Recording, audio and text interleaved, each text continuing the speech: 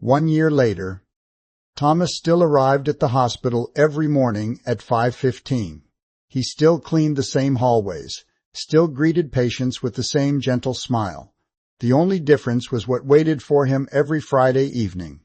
Grace would close her bookshop early. She'd drive across town carrying dinner.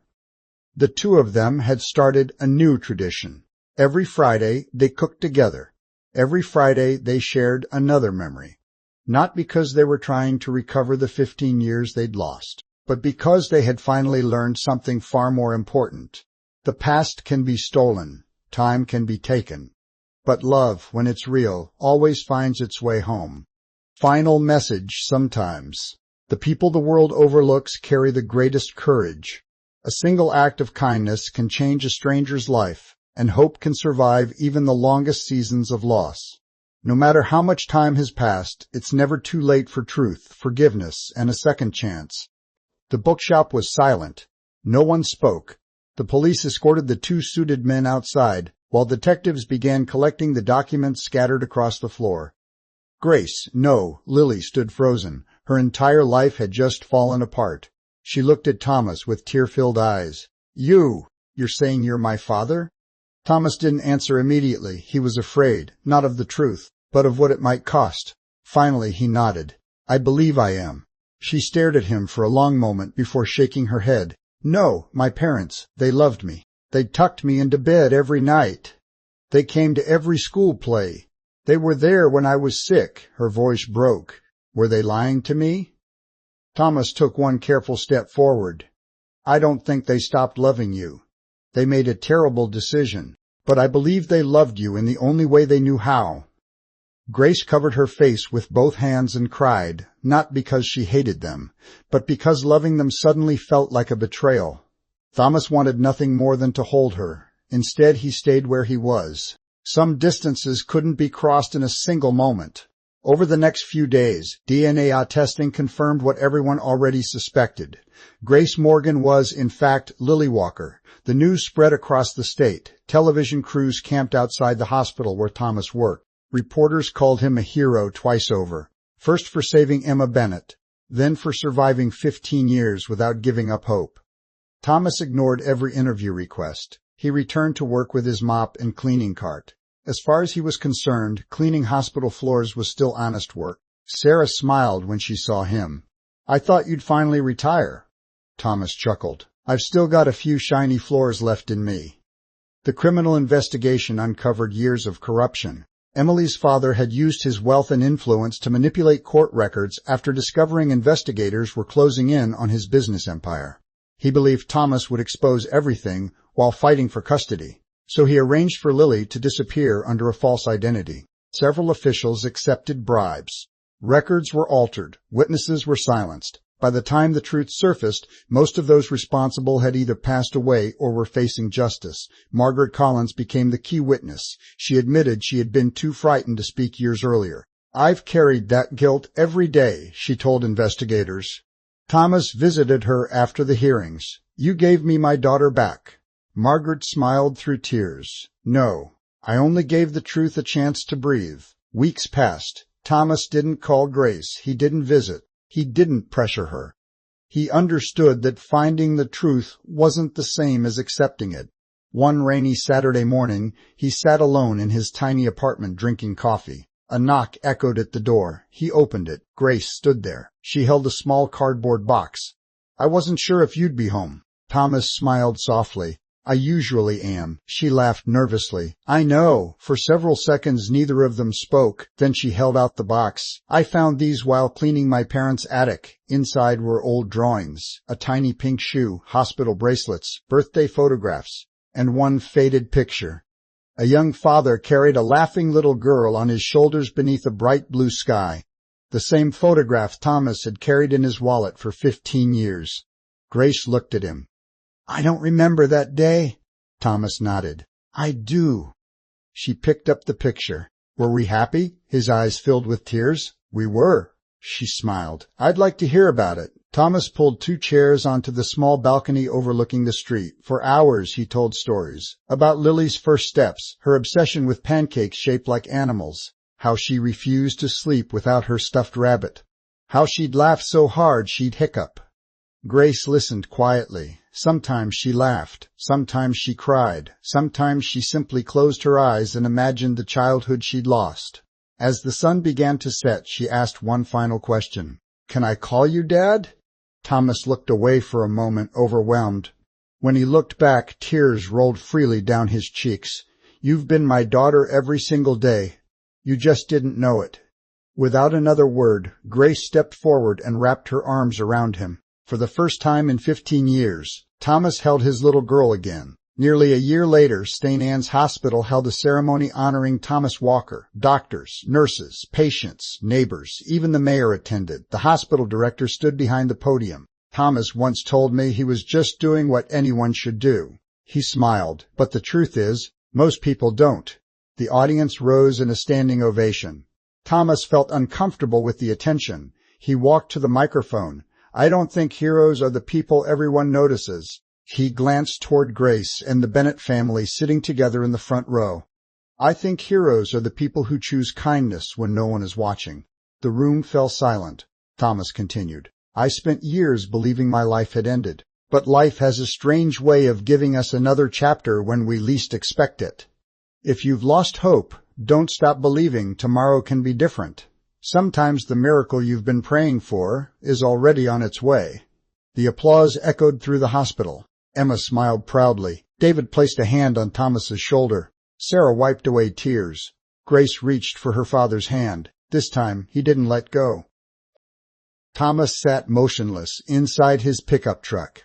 Across the street, Grace Morgan laughed with an elderly customer as she carefully wrapped a stack of books in brown paper.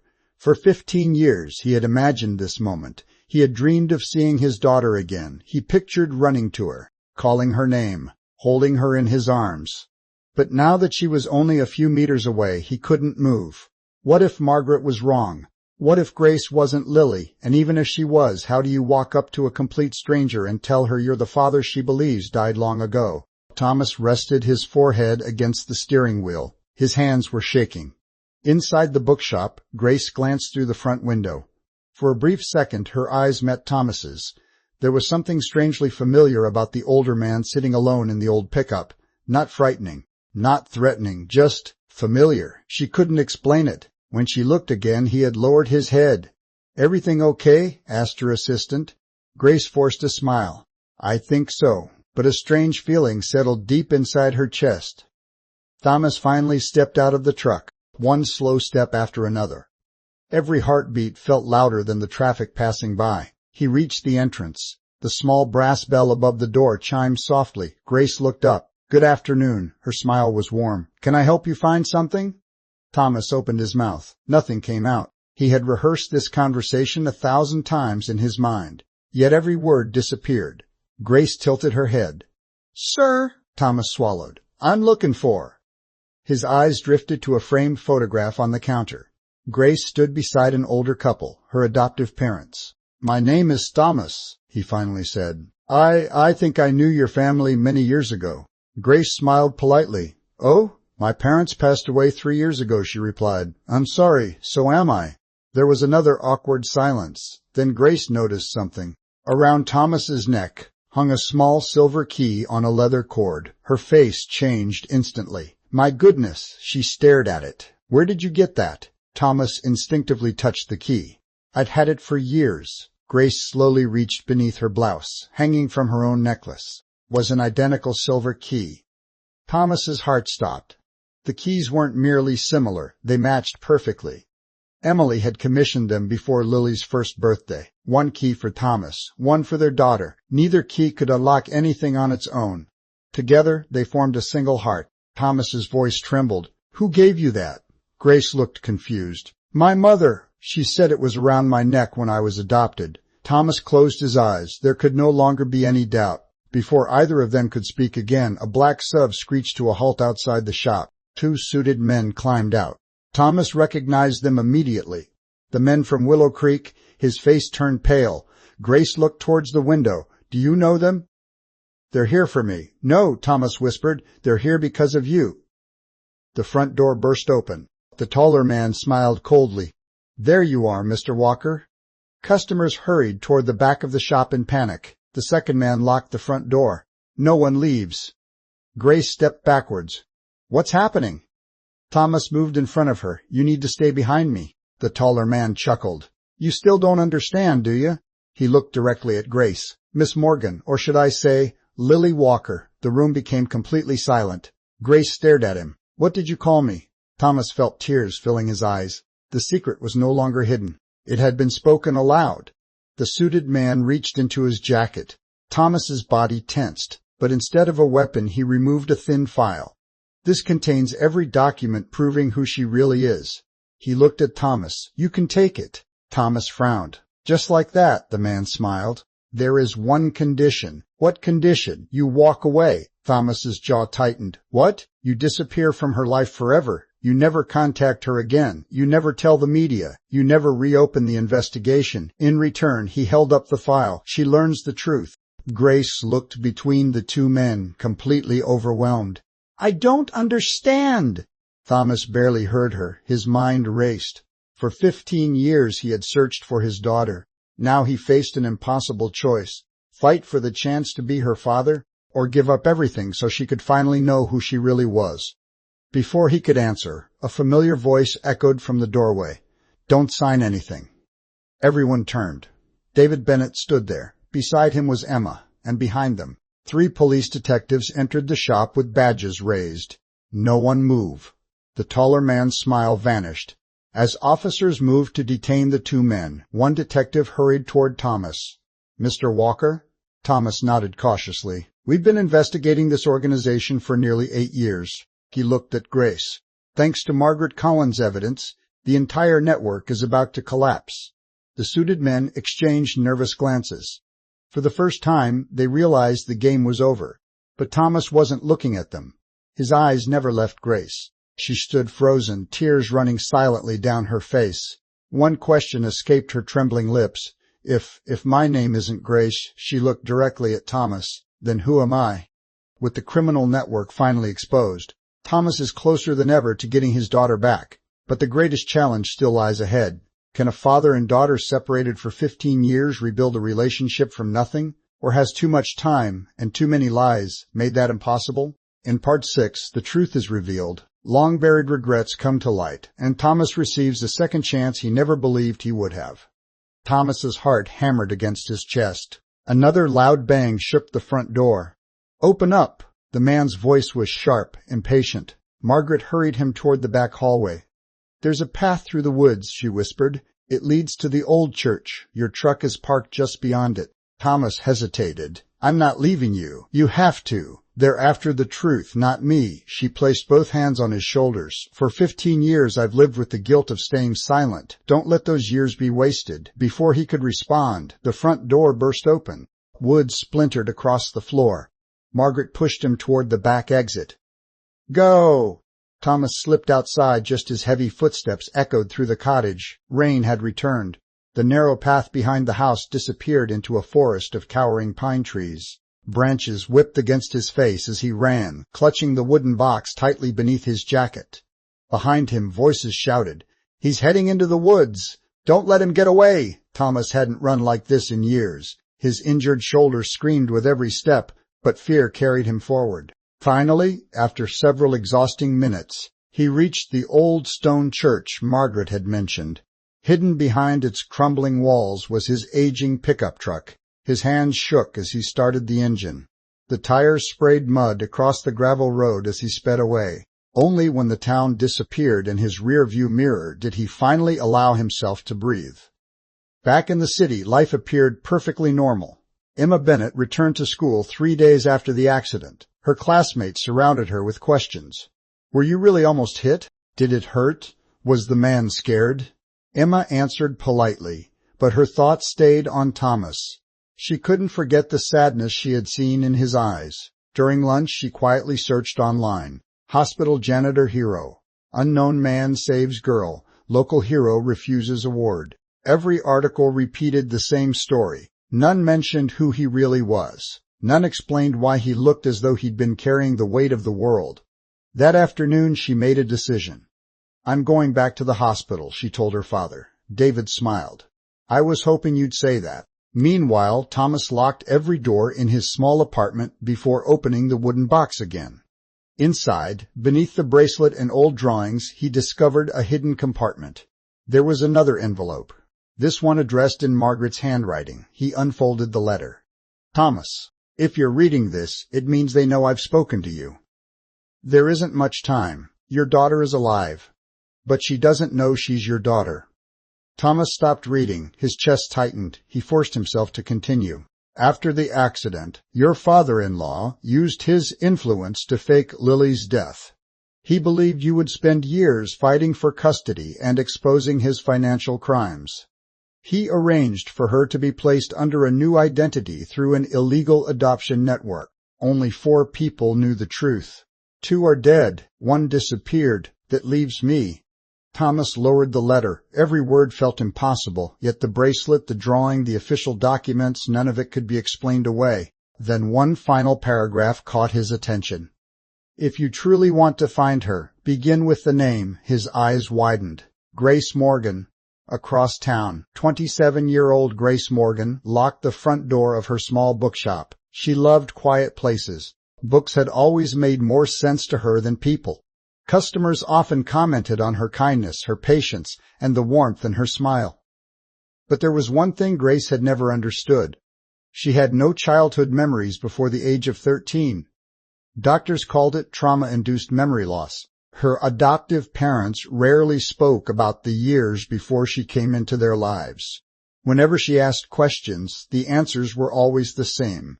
You were very sick. You've forgotten because your mind was protecting you. Eventually, she stopped asking. Yet some nights, she dreamed of a man lifting her onto his shoulders while she laughed beneath a bright summer sky. She could never see his face, only his voice. I've got you, sweetheart. Every time she woke from the dream, she cried without knowing why. The next morning, Emma and her father arrived at St. Anne's Hospital carrying a basket of homemade cookies. Sarah smiled as she recognized them. You came back. We're looking for Thomas, David said. Sarah's smile faded. He didn't come to work today. Emma frowned. He never misses work, does he?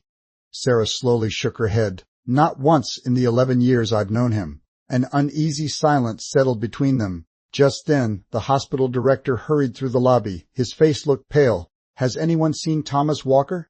Everyone looked at him. No. He held up a folded piece of paper. It was found in his cleaning cupboard this morning. Sarah took it first. There were only 6 handwritten words. They finally know I'm alive. The room fell completely silent. At that exact moment, more than 50 miles away, Thomas parked outside Grace Morgan's bookshop. Through the front window, he saw a young woman arranging books on a shelf. She laughed with a customer. Then she brushed a strand of hair behind her ear. Thomas's breath caught. She had Emily's smile. She had his eyes. And for the first time in 15 years, he believed he was looking at his daughter. Thomas has finally found the woman who may be his long-lost daughter. But before he can speak to her, a black SUV slowly pulls up across the street. The men who erased Lily's past have found Thomas again, and this time they're determined to make sure the truth never reaches Grace. Will Thomas reveal the truth before it's too late, or will 15 years of secrets destroy their chance to become a family again? Thomas couldn't speak. His hand tightened around the phone as if letting go would make the voice disappear. My daughter, he whispered. Who are you? The woman on the other end remained calm. My name is Margaret Collins. I'm 72 years old, and I worked as a social worker at St. Nay, Gabriel's Children's Center, many years ago. Thomas frowned. I've never heard of it. You weren't supposed to. A long silence followed. I know this is impossible to believe, Mr. Walker, but I have something that belongs to your daughter, and I believe it belongs in your hands. Thomas felt his heart pounding. My daughter died. His voice cracked on the last word. That's what everyone told me. Margaret took a slow breath. Please, meet me tomorrow afternoon. Bring no one. She gave him an address in the quiet town of Willow Creek, nearly 2 hours away. I'll explain everything. Before Thomas could ask another question, the line went dead. That night, sleep never came. The old photograph remained on his bedside table, a little girl with bright blue eyes laughing as she sat on his shoulders. His daughter, Lily, 15 years earlier, Thomas had lost everything in a single week. First, his wife Emily passed away after a sudden illness. Then came the legal battle over custody. Emily's wealthy parents believed Thomas couldn't provide for a child after losing his job and home. The court ruled against him. Months later, he received the call that changed his life forever. A car accident. No survivors. The officials told him his daughter had been traveling with her grandparents. The casket had remained closed because of the severity of the crash. Thomas had never questioned it.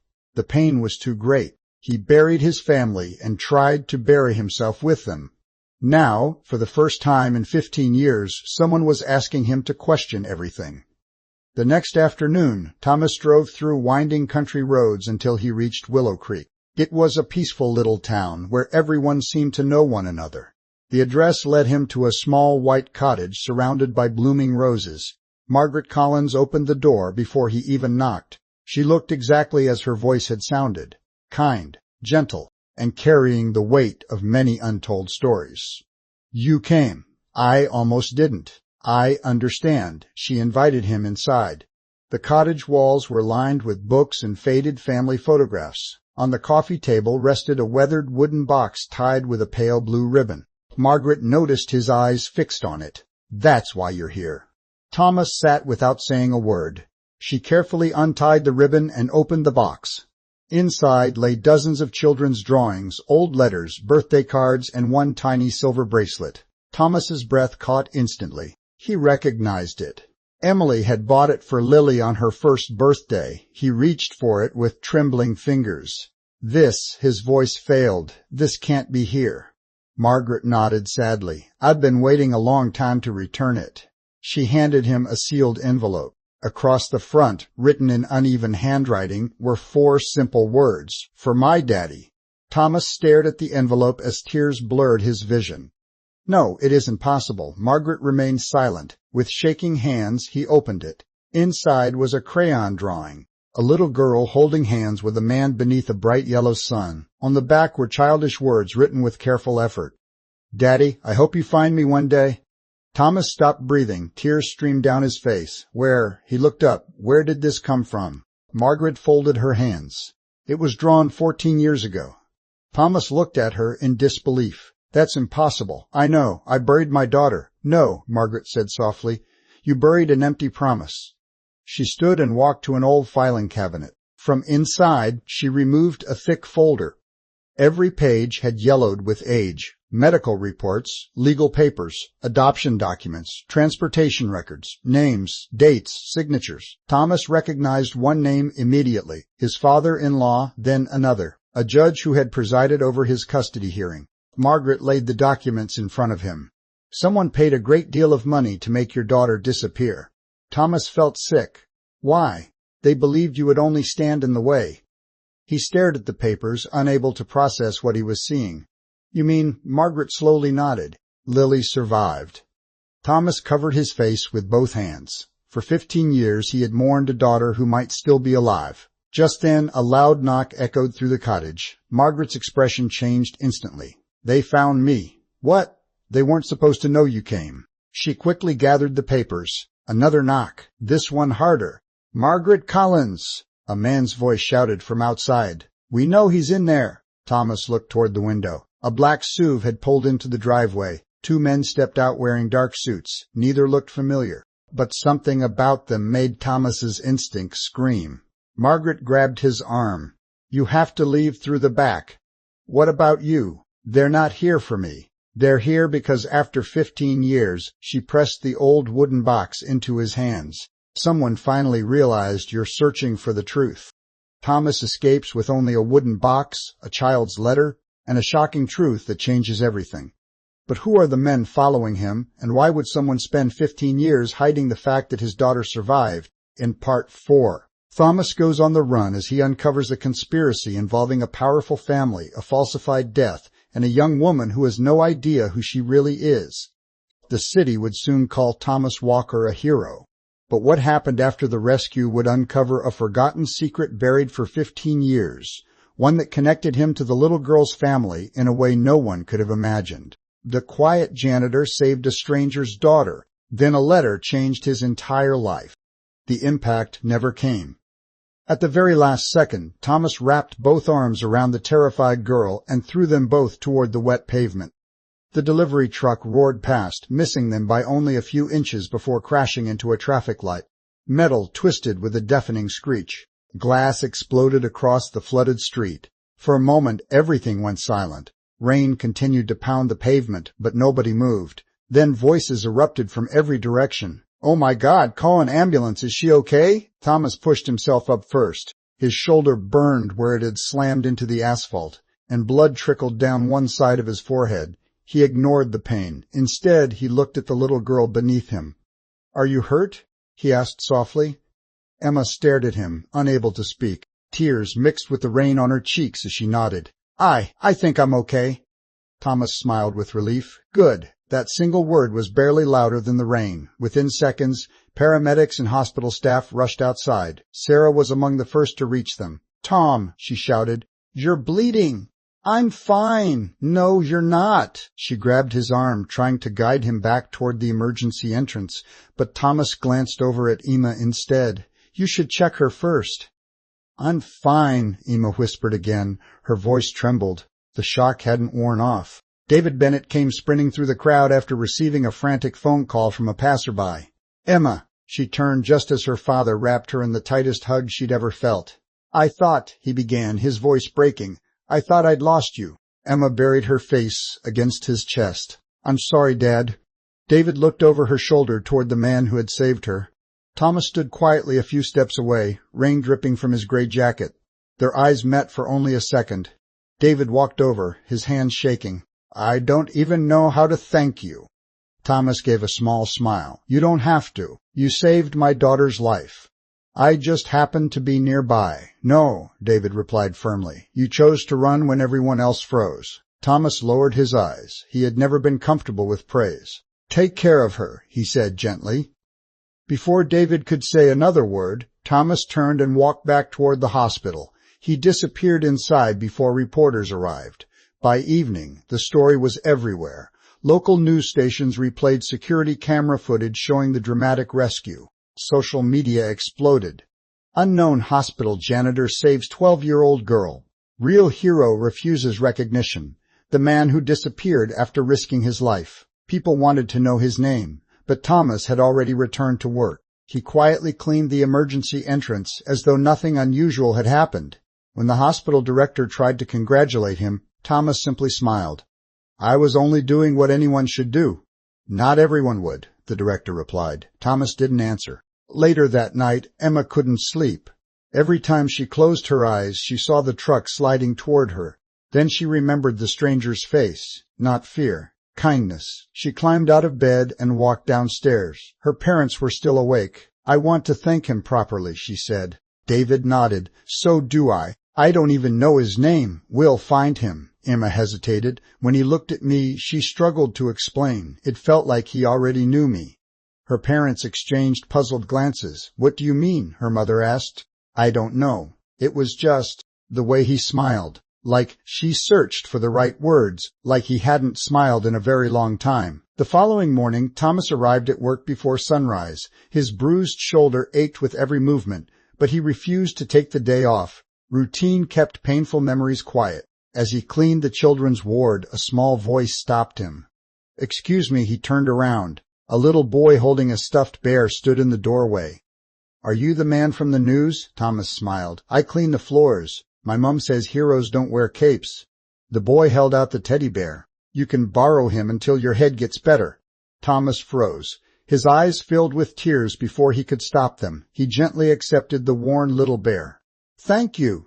The child smiled and ran back to his room. For the first time in many years, Thomas cried, not because of the pain, but because one simple act of kindness had awakened memories he had spent 15 years trying to bury. He reached into his wallet. He looked again at the faded photograph of the little girl sitting on his shoulders. His fingers trembled.